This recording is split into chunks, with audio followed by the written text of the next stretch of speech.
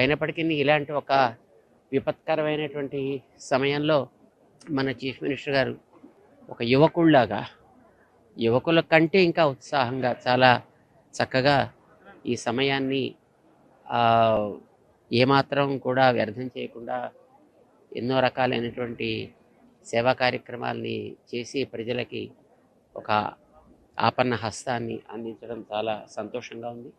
వారికి మేము ఆరోగ్యంగా ఉండాలని, ఇంకా ఎలాంటి కార్యక్రమాలు చేయగలిగే శక్తి భగవంతుడి ఇవ్వాలని మంగళాశాసనం చేస్తున్నాం.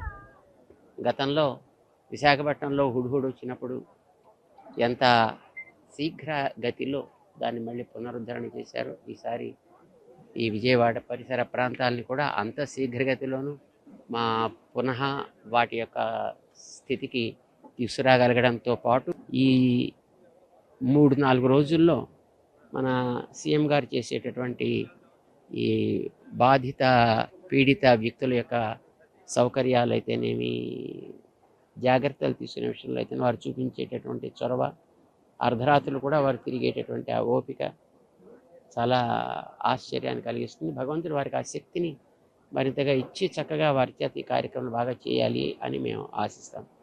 జై శ్రీమన్నారాయణ. అయినప్పటికీ ఇలాంటి ఒక విపత్కరమైనటువంటి సమయంలో మన చీఫ్ మినిస్టర్ గారు ఒక యువకుల్లాగా యువకుల కంటే ఇంకా ఉత్సాహంగా చాలా చక్కగా ఈ సమయాన్ని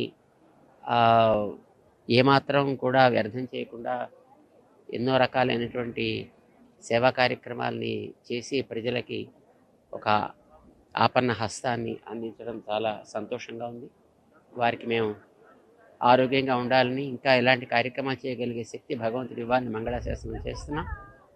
గతంలో విశాఖపట్నంలో హుడ్హుడ్ వచ్చినప్పుడు ఎంత శీఘ్ర గతిలో దాన్ని మళ్ళీ పునరుద్ధరణ చేశారో, ఈసారి ఈ విజయవాడ పరిసర ప్రాంతాలని కూడా అంత శీఘ్రగతిలోనూ మా పునః వాటి యొక్క స్థితికి తీసుకురాగలగడంతో పాటు ఈ 3-4 రోజుల్లో మన సీఎం గారు చేసేటటువంటి ఈ బాధిత పీడిత వ్యక్తుల యొక్క సౌకర్యాలు అయితేనేమి, జాగ్రత్తలు తీసుకునే విషయంలో అయితే వారు చూపించేటటువంటి చొరవ, అర్ధరాత్రులు కూడా వారు తిరిగేటటువంటి ఆ ఓపిక చాలా ఆశ్చర్యాన్ని కలిగిస్తుంది. భగవంతుడు వారికి ఆ శక్తిని మరింతగా ఇచ్చి చక్కగా వారి చేత ఈ కార్యక్రమం బాగా చేయాలి అని మేము ఆశిస్తాం.